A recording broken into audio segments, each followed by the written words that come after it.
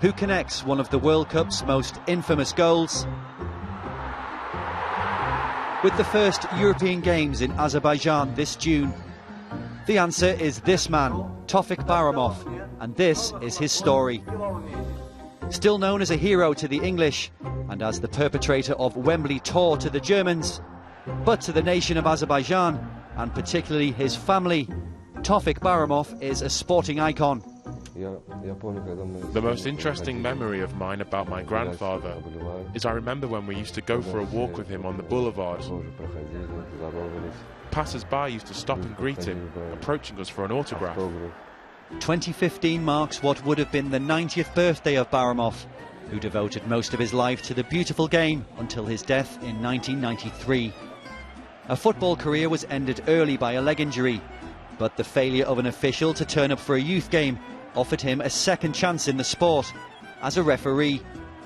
A long spell officiating in the USSR eventually gave him a path to the global stage, the 1966 World Cup, where he refereed a group game between Spain and Switzerland. But it was as a linesman in the final that he etched his name into the annals of the sport in one of its most controversial moments. This is Tofiq Bahramov's shirt from the 1966 final. It's been worn only once, on that day in London, and has never been washed. I'm sure if any English or football fan had it, they'd be very proud. Into extra time at 2-2, Alan Ball's cross found Geoff Hurst, who turned and fired the ball in off the underside of the crossbar. England players frantically appealed for the goal. The nod of the head and a wave of the hand from Bahramov saw the goal awarded. It put England in the lead and Germany into fury, the home side eventually claiming their only World Cup. Writing in his memoirs in later life, Bahramov maintained he was correct, citing the movement of the net as evidence that the ball really was over the line. Unsurprisingly, England players are still inclined to agree with him to this day.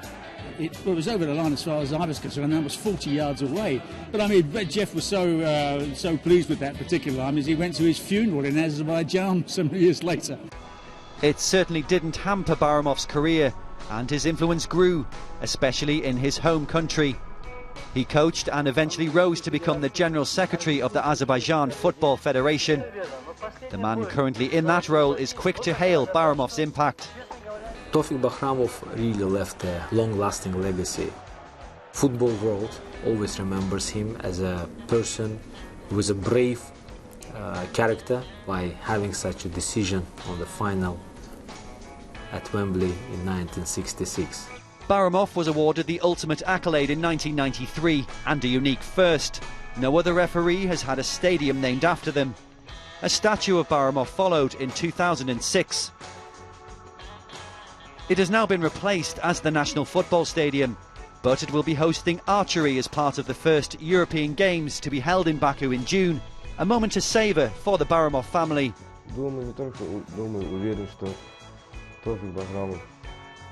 If my grandfather was alive, he would certainly be very proud that the first European Games are going to be held in Azerbaijan, in Baku. He'd be very proud that some events would be held in the stadium that was named after him.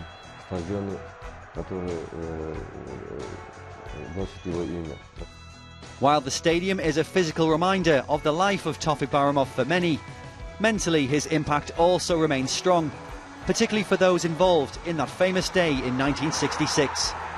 Well, I shan't forget it, you know, but I suppose that world's gone round a bit. People, you have to be well into your 50s to remember that, don't you? A lot of people do remember it still, you know, which is wonderful.